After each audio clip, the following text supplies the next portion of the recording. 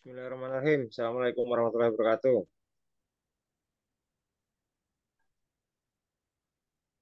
Selamat pagi rekan-rekan. Pagi, Pak.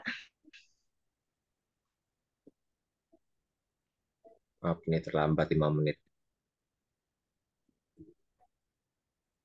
Saya absen dulu ya.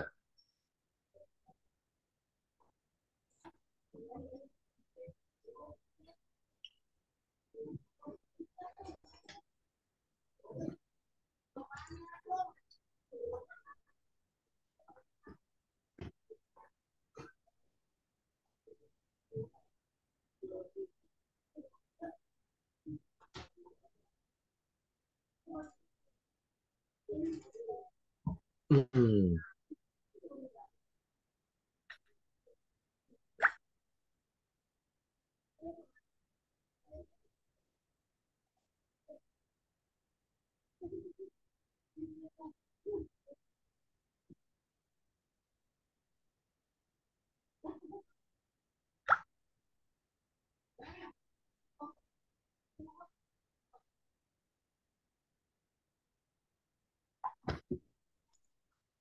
Sekarang tanggal 5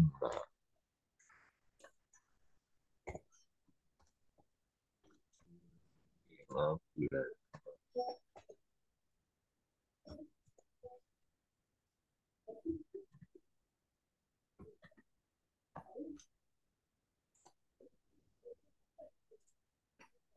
Al-Fatah Wibisono. Ada nggak? Al sakit, Pak. Al-Fatah.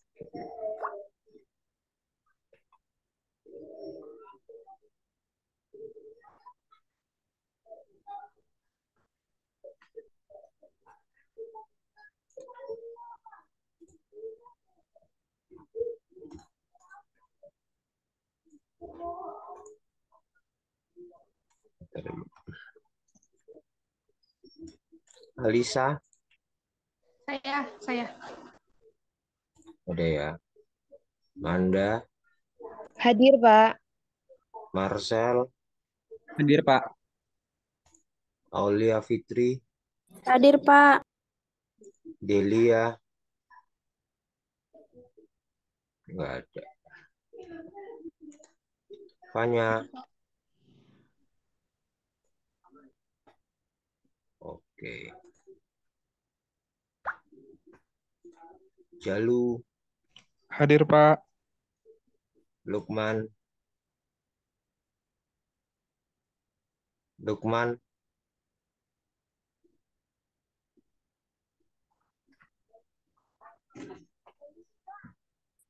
Ya. Ya.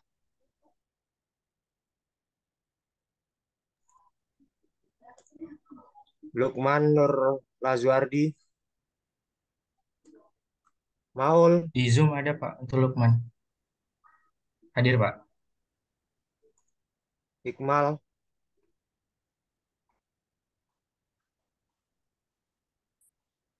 Di Zoom hadir tapi nggak ada orangnya. Hikmal. Lia.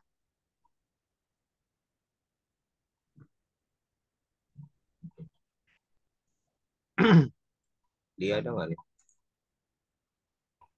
Oh, Delia hadir.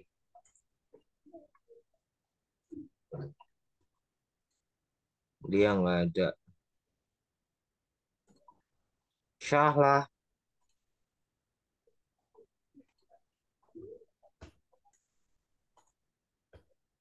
Syahlah nggak ada. Baharu. Baharu. Iya Pak. Kalau Pak. Nana. Iya Pak. Haba. Haba nggak ada.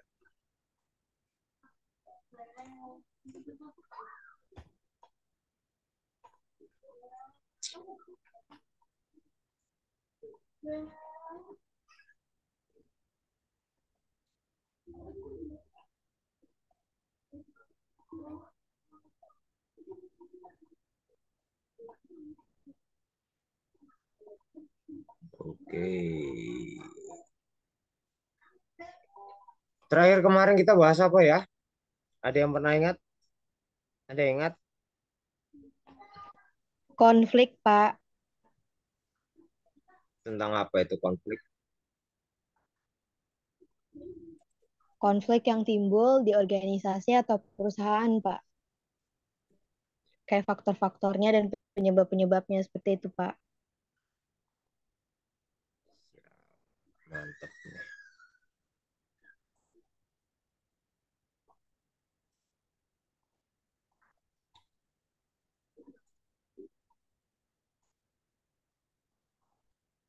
Oke, untuk sekarang dari kemarin kita sudah mengenal tentang permasalahan.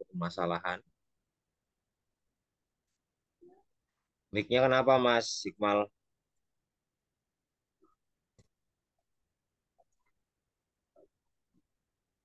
Kenapa, Pak? Tadi dipanggil kemana tadi? Lokal host terus, Pak, muter terus dari tadi. Baru bisa nanyain ke Arya, udah masuk katanya. Oh iya, ini yang belum masuk nih banyak. Oke, saya lanjutkan. Jadi setelah mengenal tentang konflik, nah sekarang kita akan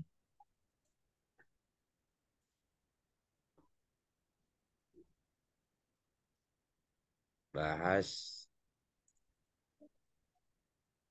Bentar dulu.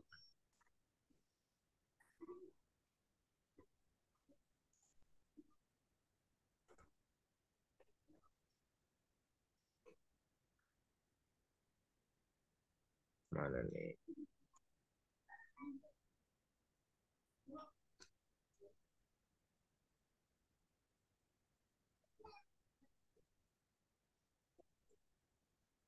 Sudah terlihat slide-nya?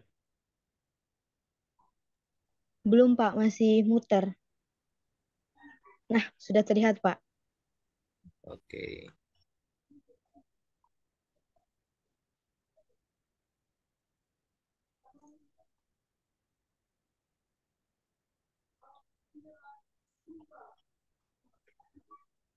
Jadi yang sekarang ini adalah bagaimana cara memutuskan atau membuat keputusan secara bijak ya, dalam memecahkan masalah. Jadi ada yang pernah eh, merasakan atau bimbang untuk memutuskan sesuatu, baik itu apa namanya arah tujuan dan sebagainya, masih gamal misalnya. Adakah yang seperti itu? Kita sharing-sharingnya aja. Oh ini nggak kelihatan nih chatnya. Silakan, ada yang mau di lewat chat nggak masalah.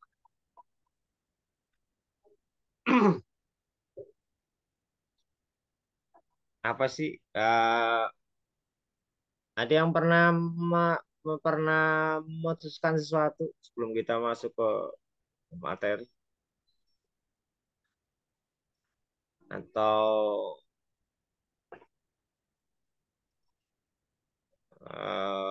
saya memutuskan untuk kuliah di TTS, saya harus seperti apa, mau lanjut atau tidak, gitu.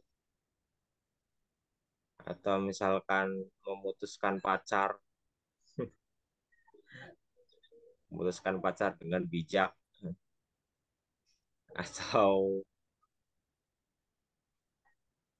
yang lainnya silakan.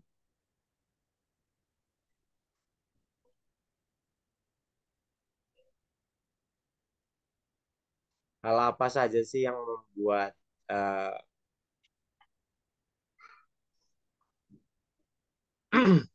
keputusan itu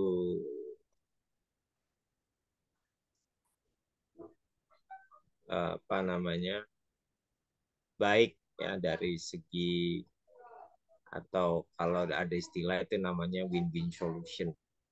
Adakah yang seperti itu? Ada yang pernah merasakan? Belum, Pak.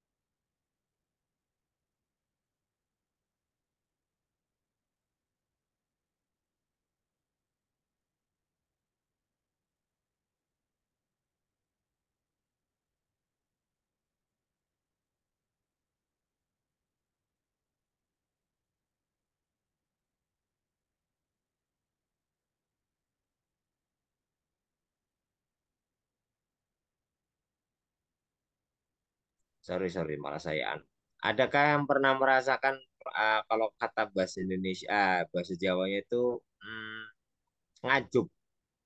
Ngajuk itu menyesal setelah memutuskan sesuatu. Waduh, kok saya malah salah ya itu memutuskan sesuatu.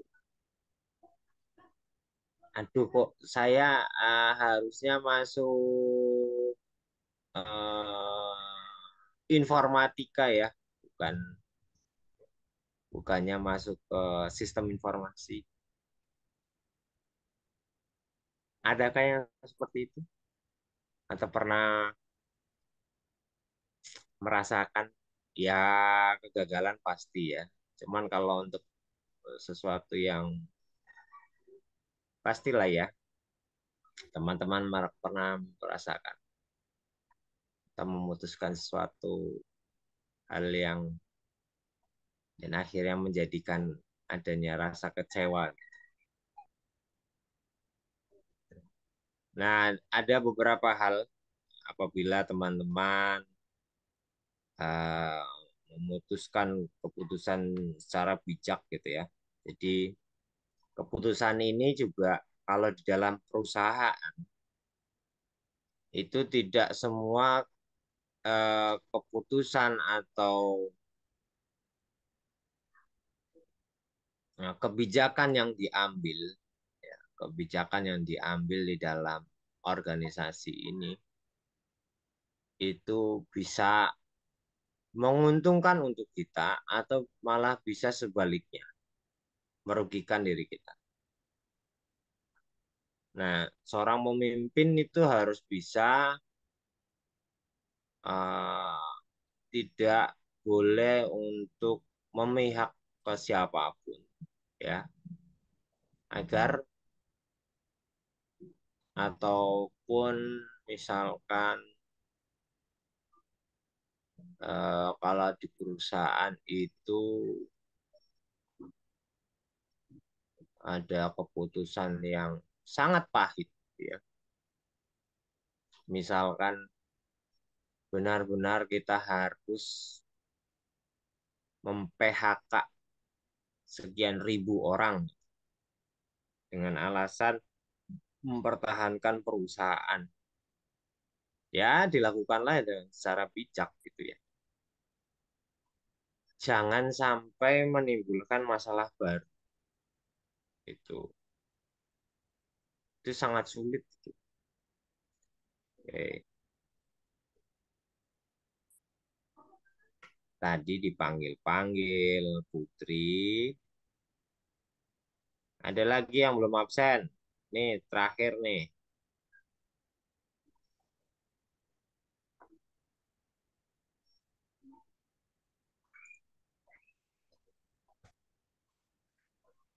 Putri, Lukman, ada nggak Lukman? Lukman ada dia masuk, cuman nggak ada suaranya. Nggak ada ini, makanya saya cuman masuk-masuk aja.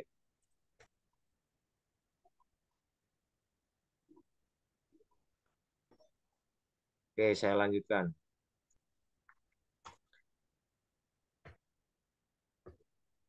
Yang poin hari ini kita akan bahas adalah bagaimana pengambilan keputusan terhadap pemecahan masalah.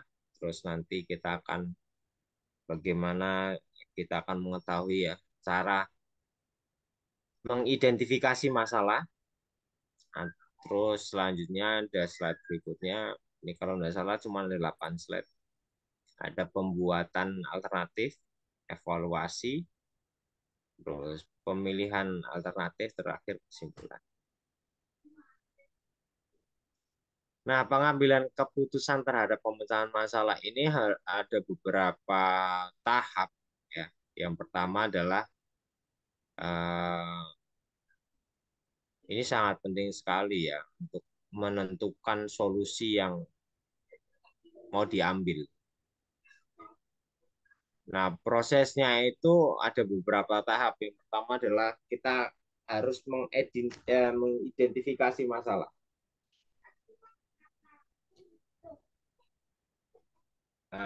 Contohnya misalkan eh, kemarin pandemi, identifikasi masalahnya pandemi. Kita sudah berjalan sekitar 10 tahun berjalan perusahaan tersebut. Ternyata kita terkena yang namanya pandemi COVID-19. Banyak faktor perusahaan itu harus bertahan atau bertahannya itu bagaimana? Karena kenapa? COVID itu berapa tahun sih berjalan? 2 tahunan, Pak.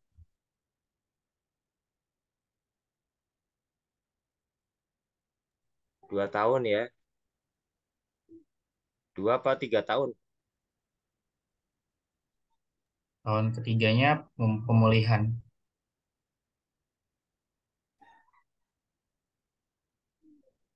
Tapi dampak itu eh, sampai sekarang itu masih ya.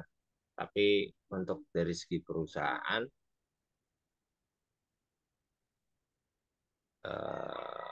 itu sangat drastis sekali. Kalau saya bisa hitung itu dari 2022 ya. Karena 2019 itu sudah santer, 2020 udah mulai berdampak hampir 2 sampai 3 tahun.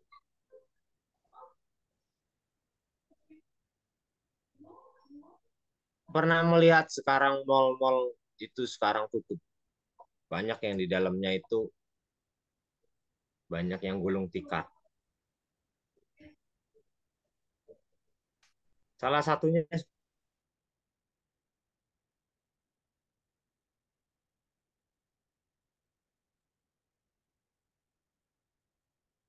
kemarin saya itu main ke mana mall mana itu. Itu udah banyak yang menutup lapaknya ya. Karena dampak dari COVID itu mereka harus pikir ulang sepinya pengunjung kalau di banyak aturan atau kebijakan dari pemerintah yang dalam arti ini adalah lockdown, pembatasan kegiatan,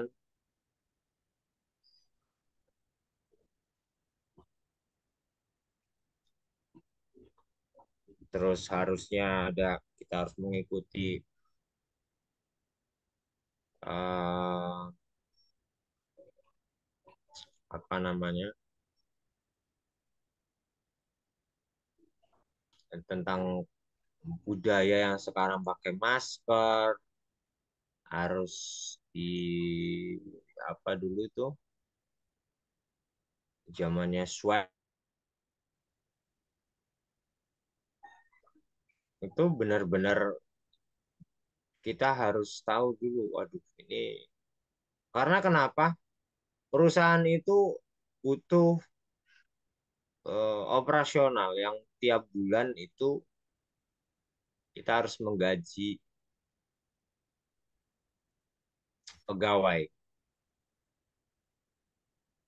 Sedangkan misalkan pendapatan kita itu nggak bisa, nggak cukup untuk untuk memenuhi itu. Nah, itu harus harus teman-teman harus bisa mengidentifikasi masalah. Selanjutnya, dari setelah mengidentifikasi, teman-teman harus meriset gimana saya harus bertahan, bagaimana saya harus bertahan, bagaimana saya atau perusahaan ini bisa berproduksi. Teman-teman harus mengumpulkan informasi itu, meriset itu. Dan biasanya itu yang namanya meriset seperti itu harus dengan waktu yang cepat. Karena orang-orang yang di perusahaan, misalkan teman-teman punya perusahaan, ya harusnya teman-teman punya rekan kerja yang sudah sesuai dengan bidangnya masing-masing. Jadi pengumpulan informasi itu harus cepat agar dapat bisa membuatkan alternatif-alternatif kebijakan. Setelah membuat alternatif, oh ya misalkan eh, pabrik ini tetap berjalan, ya produksi di pabrik ini harus bisa meningkat.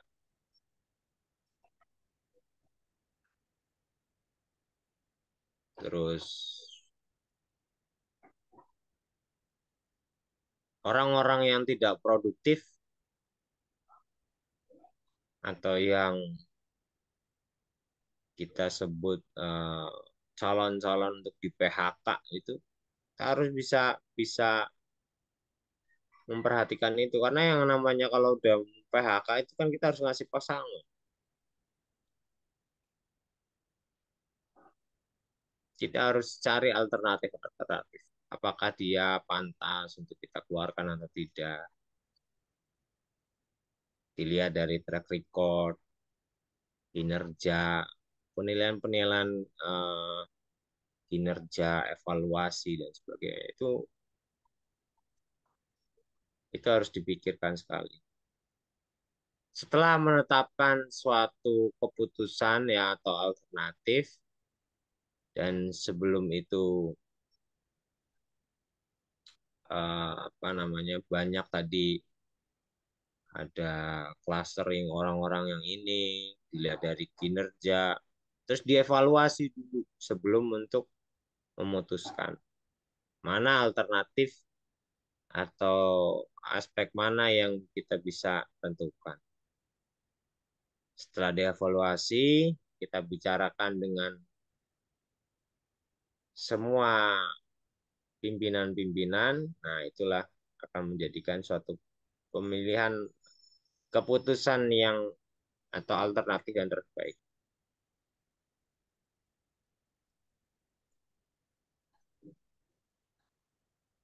Nah, tadi kan sudah disebutkan tuh faktor-faktor. Tujuannya itu ya tetap perusahaan itu harus berjalan tujuannya. Yang kedua adalah mempertimbangkan konsekuensi dari setiap alternatif itu juga harus dipikirkan juga ya. Ada sumber daya, Misalkan keuangan kita kalau misalkan mau PHK kita harus kasih pesangon atau pesangonnya bisa diberikan berapa kali termin.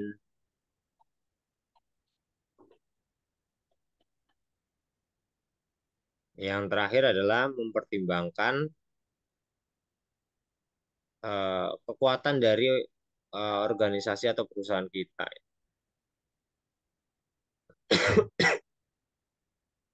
Jadi nantinya akan pengambilan keputusan itu bisa yang disampaikan adalah win-win solution. Sampai saat ini untuk slide ini ada gambaran atau misalkan ada pertanyaan silahkan sampaikan.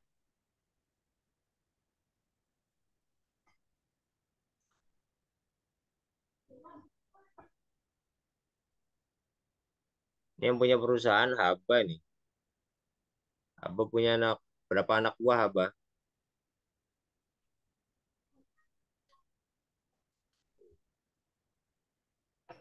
Atau yang punya organisasi, yang suka berorganisasi, pasti akan pernah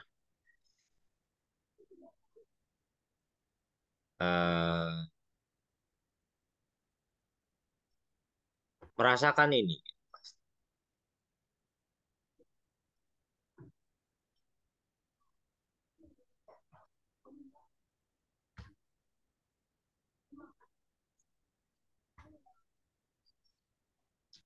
Nah, cara ya, silakan.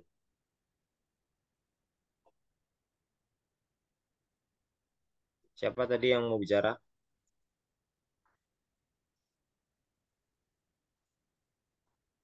Halo,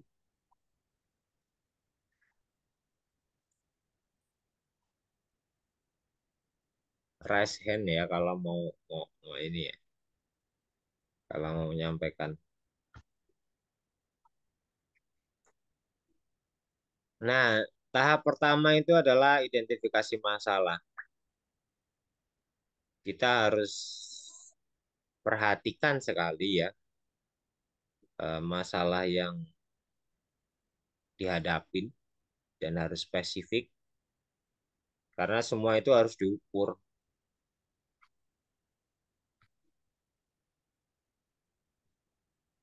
Mengukurnya bagaimana?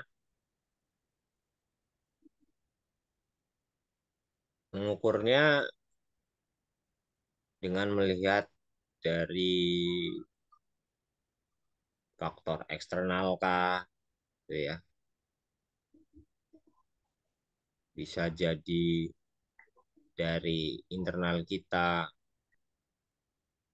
atau mengukurnya dari kalau di pabrik itu tentang produksi kita gitu. Dari sekian misalkan 4.000 karyawan di pabrik kok eh, padahal kebutuhan di pasar itu meningkat yo, mau nggak mau mereka harus lembur atau menambah orang.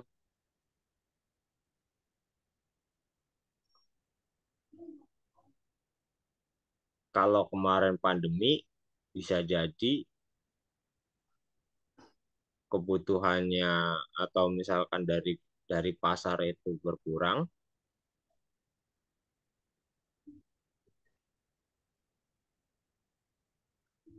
tapi produksi itu terus ini barang numpuk. Nah, itu juga harus dipikirkan solusi apa yang harus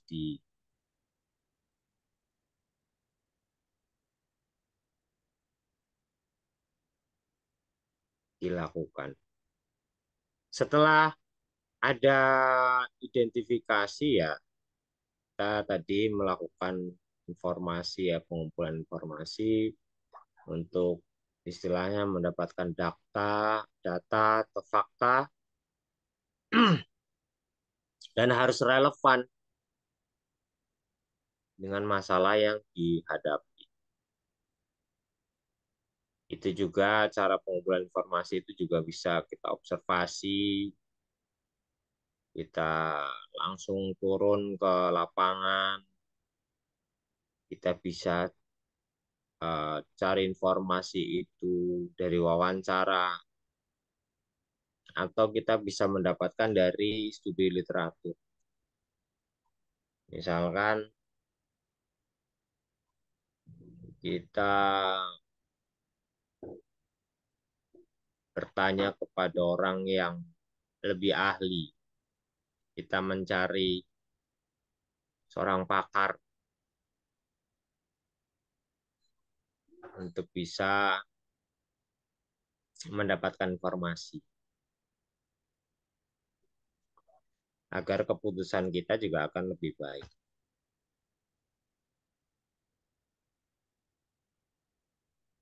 Nah, untuk identifikasi masalah ini kita tuh sering sekali ya di TTS itu sering sekali untuk menjadi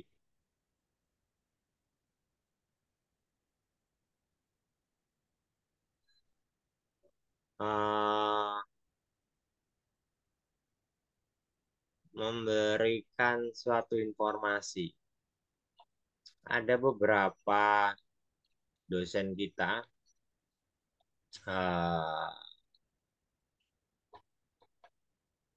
terutama itu ada Pak Ono, ya, itu sering sekali untuk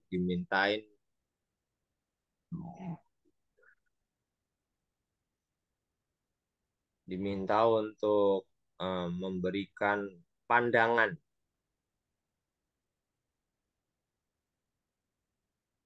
Misalkan kemarin masalah yang santer sekali tentang NIK KTP, gitu ya, atau yang terakhir itu masalah BTS,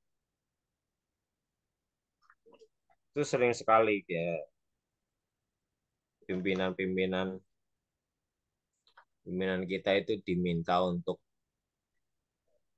memberikan pandangan.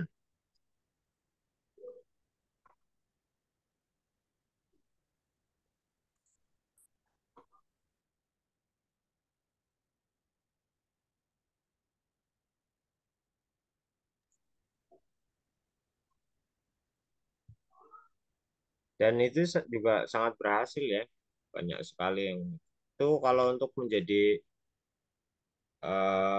seorang pakar itu ya untuk sekali datang ya udah lumayan tuh.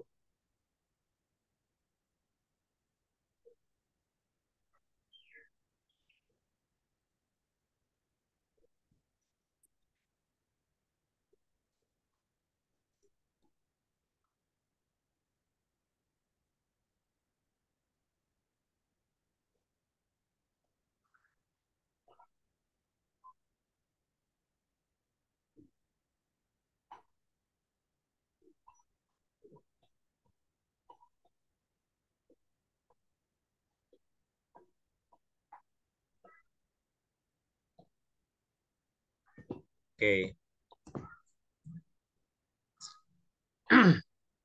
saya lanjutkan. Nah, pembuatan alternatif ini itu gunanya itu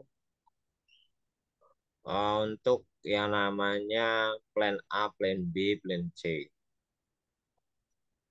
Kita juga harus dalam hidup juga harus punya alternatif-alternatif atau untuk bisa mencapai tujuan atau cita-cita.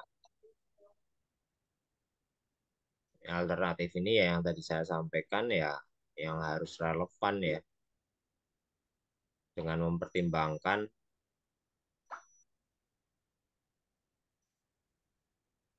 eh,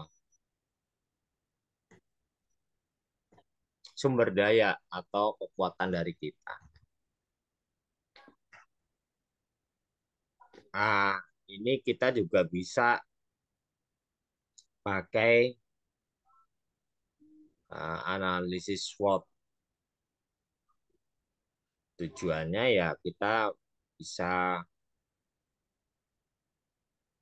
mengidentifikasi kita punya kekuatan, kelemahan kita di mana, peluangnya apa, atau ancaman dari setiap alternatif yang ada. Dan kalau alternatif-alternatif ini harus diukur ya, terukur sekali. Gitu. Ada yang pernah menggunakan analisis SWOT atau pernah membuat analisis SWOT?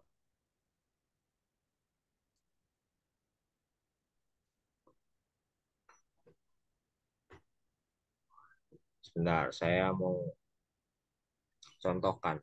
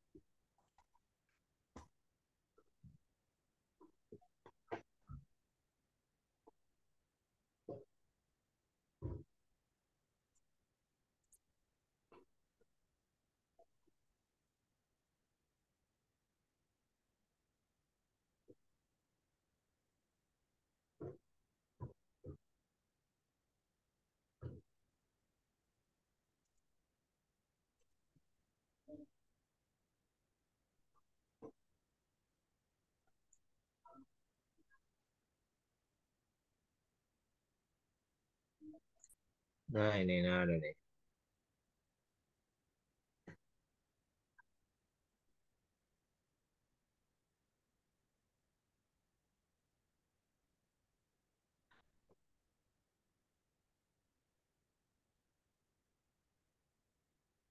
Sebentar ya, ini saya ambilkan di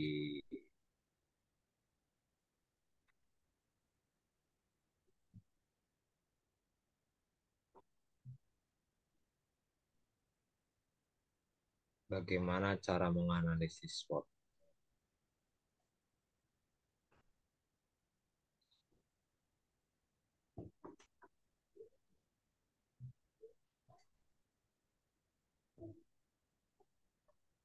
Bentar, saya mau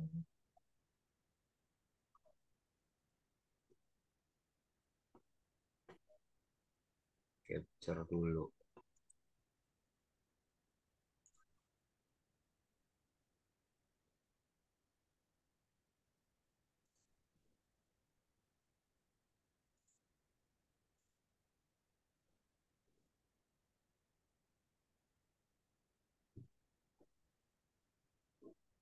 Ini ada analisis SWOT. Nah,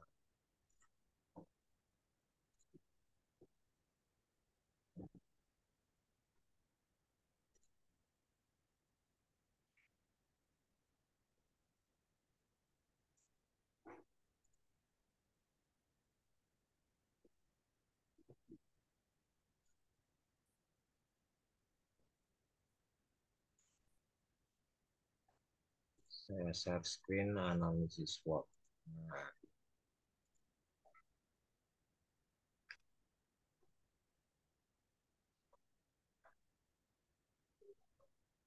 jadi analisis SWOT itu untuk kekuatan kita ya. Jadi kita harus inputkan di sini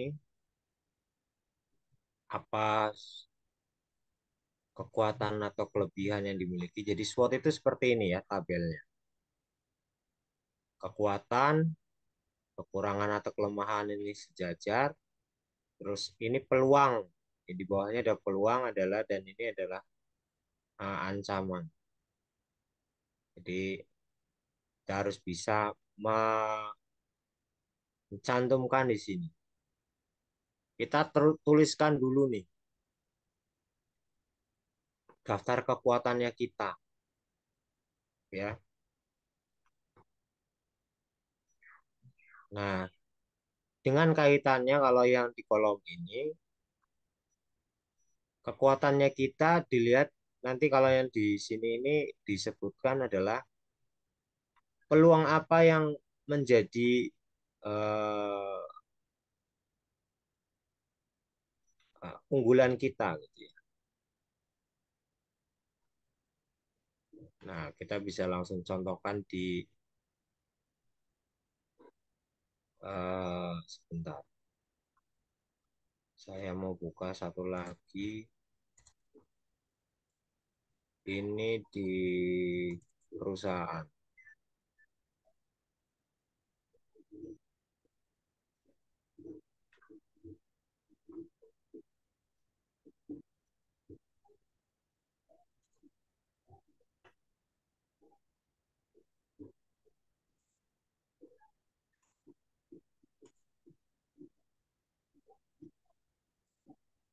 Nah,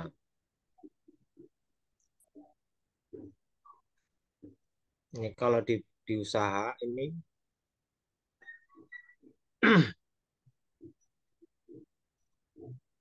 ini bisa dilihat dari oh ya ternyata dari kekuatannya kita itu kita punya konsep yang kekinian. Kita punya produk yang mengikuti tren. Harganya juga terjangkau. Terus kita punya toko itu yang nyaman. Itu juga bisa misalkan dengan memperhatikan dari sumber-sumber daya ya. Terus atau kita punya servis yang baik. Misalkan ada kekeluaran apa langsung kita bisa chat gitu, atau punya laman dan forum delivery order misalkan.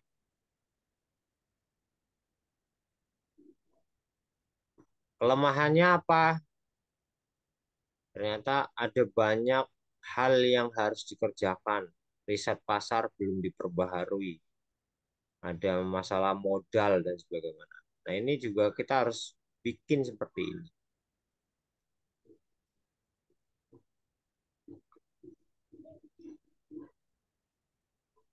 Gitu ya. Terus jadi opportunity ini misalkan untuk pendukung-pendukung ya. Jadi oh ya nih permintaan pasar tinggi gitu ya. Tren produknya eh, bagus nih. Terus juga didukung enggak contohnya ini misalkan cuman masih sedikit nih marketplace yang punya produk seperti itu. Tambah lagi media sosial kita punya orang yang bisa bikin suatu konten untuk memasarkan dengan cepat. Nah, ini kalau dari treat ini biasanya itu dari faktor eksternal yang itu. Kalau ini sebelah kiri ini atau sebelah kanan ini adalah untuk internal kita. Kalau weakness dan threat ini itu biasanya dilihat dari faktor eksternal, ya, faktor eksternal, riset pasar, pendanaan dan sebagaimana itu dari faktor eksternal. Yang mendukung, yang bisa mensupport atau kita bisa menilai itu adalah dari faktor eksternal semua. Itu ya. Dan nanti saya tugaskan untuk teman-teman untuk bisa membuat analisis SWOT untuk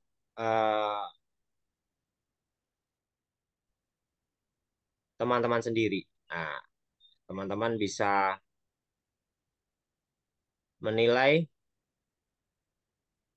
potensi apa. Jadi nanti ini ada berapa nih? 15 orang ya nanti ya. 14 orang nanti ini teman-teman akan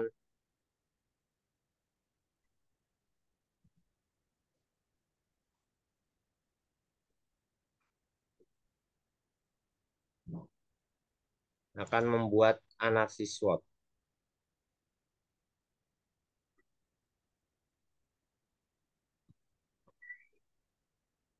Iya.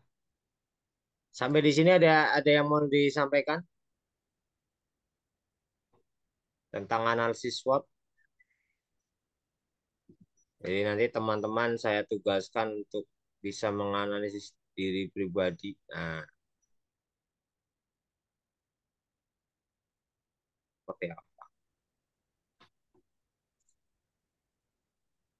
Oke, lanjut ya.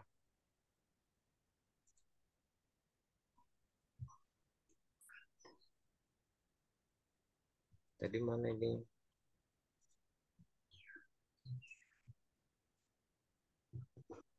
Nah, saya lanjutkan. Setelah tadi tahu tentang SWOT,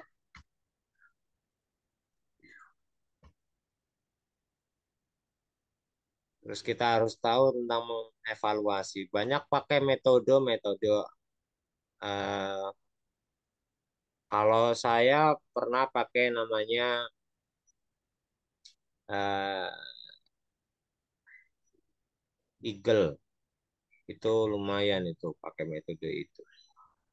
Atau misalkan decision metric. Jadi kita ngasih skor untuk setiap alternatif. Jadi masing-masing orang bisa memutuskan alternatif-alternatif tuh. Jadi bisa menilai dari banyaknya kriteria uh, alternatif tersebut. Jadi ya setelah banyak alternatif dipampang di papan, terus mereka akan memilih mana alternatif yang terbaik menurut mereka. Itu yang biasanya diambil adalah uh, para manajer ya, manajer personalia, terus produksi, keuangan dan sebagainya. Itu mereka harus membuat keputusan pakai bisa namanya metode decision matrix.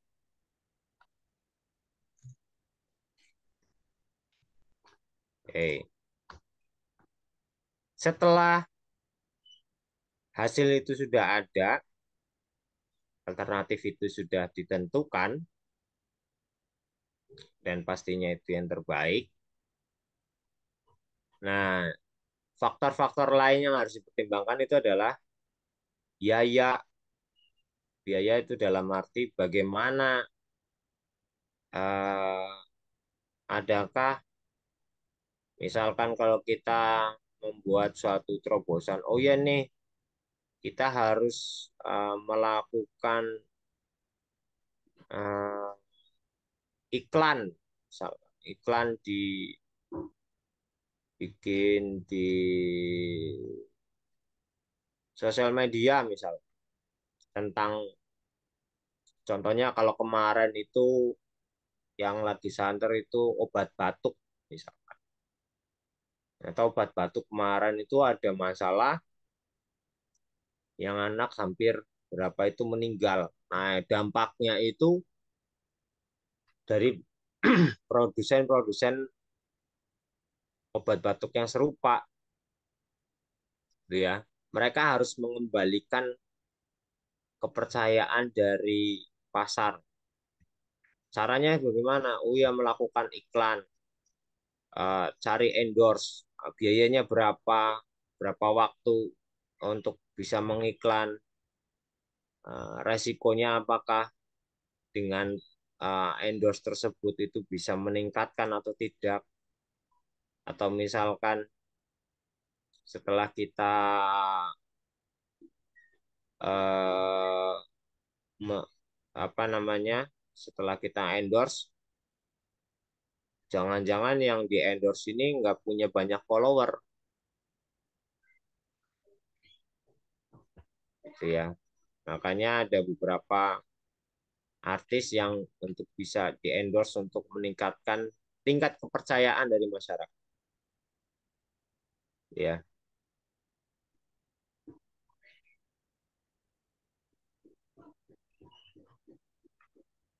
Dan pemilihan alternatif ini adalah suatu keputusan yang harus sekali dipikirkan bisa meminimalkan resiko. Jangan apa namanya menimbulkan masalah baru. Itu juga harus dipikirkan sekali. Nah, kesimpulannya adalah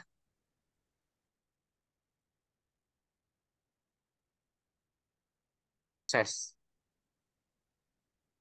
dan harus dipikirkan secara baik sekali. Yang saya mau ulas, teman-teman harus bisa mengidentifikasi masalah, bisa mengumpulkan informasi, ya.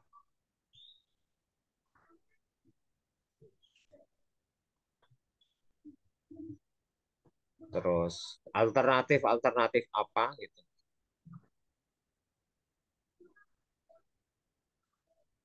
Terus juga konsekuensi dari setiap alternatif. Ada sumber daya, ada apakah biaya itu harus dikeluarkan dengan banyak, dan pastinya itu eh, harus mementingkan apa ya, organisasi intinya ya, organisasi, perusahaan atau individu. Nah, untuk melakukan sorry, jadi kalau melakukan pengambilan keputusan yang tepat, yang win-win solution, diharapkan dapat membantu memecahkan masalah yang secara efektif dan efisien. Selain itu, bisa meningkatkan kinerja dari perusahaan. Intinya seperti itu. Ini kalau untuk pemecahan masalah itu perlu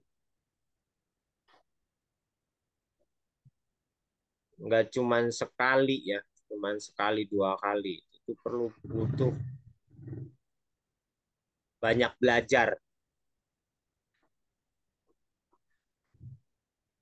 Orang dewasa pun itu belum bisa, orang yang sudah berumur itu belum tentu dewasa dalam menentukan keputusan yang tepat, ya. Hanya orang-orang yang punya ilmu,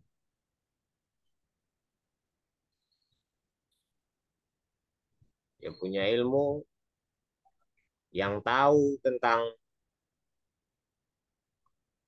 masalah tersebut, itu yang bisa menentukan bagaimana arah atau tujuan yang baik atau memecahkan permasalahan yang baik. Gitu. Jadi teman-teman diharapkan bisa belajar memutuskan sesuatu. Jadi yang kita harapkan teman-teman untuk kuliah itu ya, semakin teman-teman mengetahui sesuatu, itu bisa semakin bijak dalam menentukan suatu keputusan. Ya, jadi kalau misalkan saya diminta untuk menjelaskan sesuatu yang tidak tahu ilmunya, saya tidak akan berbicara itu ya. Jadi kalau saya paling tidak mending saya diam untuk bisa mendengarkan dulu. Kalau itu sudah jadi sudah uh, atau bagiannya saya untuk berbicara tentang kepakaran saya gitu, itu baru saya bicara. Jangan jangan asal apa namanya ya, asal bunyi gitu ya. Mentang-mentang eh, kamu tahu banyak hal, justru itu yang akan menjadi bumerang untuk teman-teman. Gitu ya. Ada pesan, saya pernah dengar pesannya Habibie.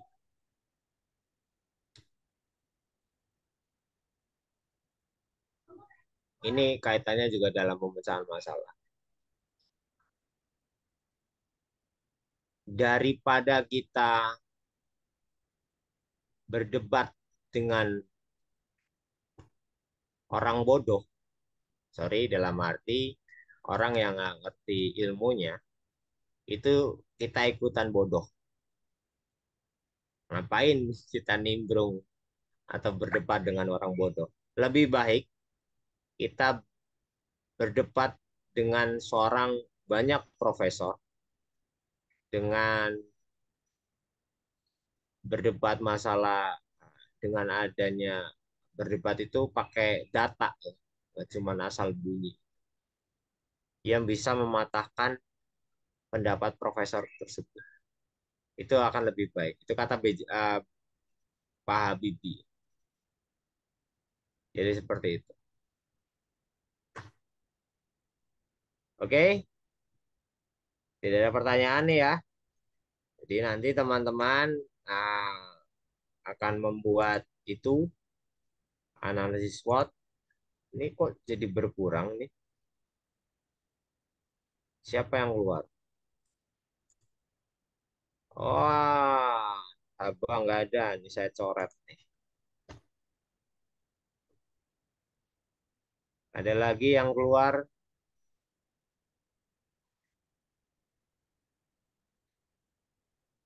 Lukman mana? Lukman, Lukman ada.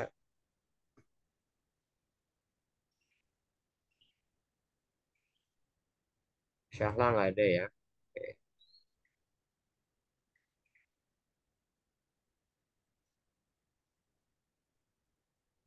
Sampai di sini ada pertanyaan? Cukup? Cukup, Pak. Cukup jelas. Baik. Nah, nanti teman-teman, ini 16. Sore, sore sebentar ya. Oke, ini tadi ada berapa orang nih? 16 kurangin 14. Sebentar. Syahla nggak ada. Al-Fatah nggak ada.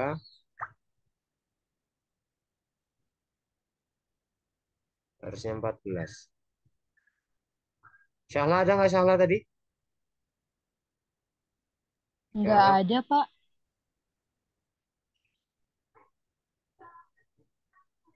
Al-Fatah nggak ada. Ini ada yang dua kan satu sih. Oh, Manda ya. Manda ada dua. Iya, Aduh, Pak. pantesan. Oh, Syahla sakit, kata Putri. Oke, habis liburan lama malah sakit. Aduh.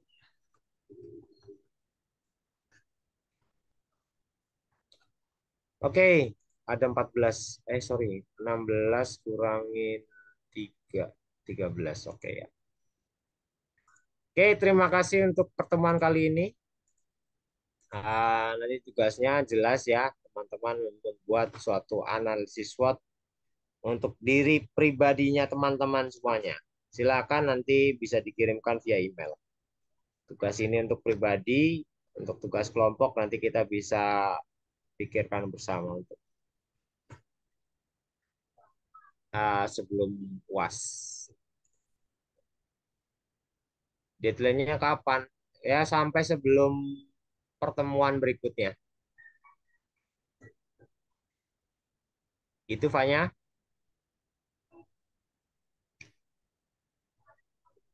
Oke, terima kasih untuk pertemuan kali ini.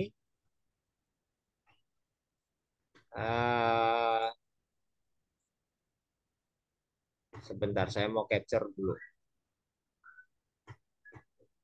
biar saya punya.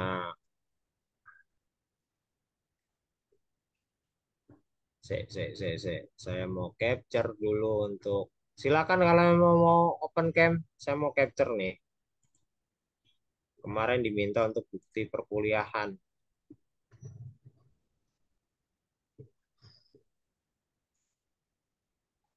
Kelihatan nggak? Hai. Saya mau capture dulu sebentar untuk capture-nya mana. Sebentar. Wait.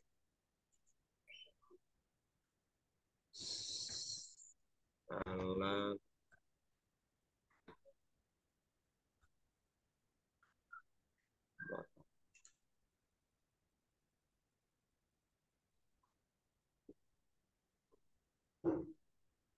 Ini kalau teman-teman untuk offline bisa nggak? Teman-teman yang lain, saya mau tanya dulu nih. Insya Allah bisa, Pak. Manda sekarang tinggal di mana, Manda? Amanda masih di Banjarmasin, Pak, tapi nanti rencananya pertengahan mau ke sana, Pak. Pertengahan bulan ini. Udah Yoi. cari tiket, Pak. Iya, Pak. Oke. Yang KP belum bisa. Oh, iya. Oke, nggak masalah, Mas. Sebentar, saya capture dulu.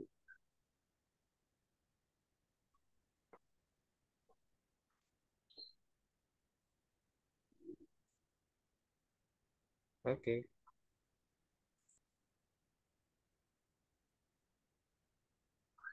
Mana nih capture-nya nih?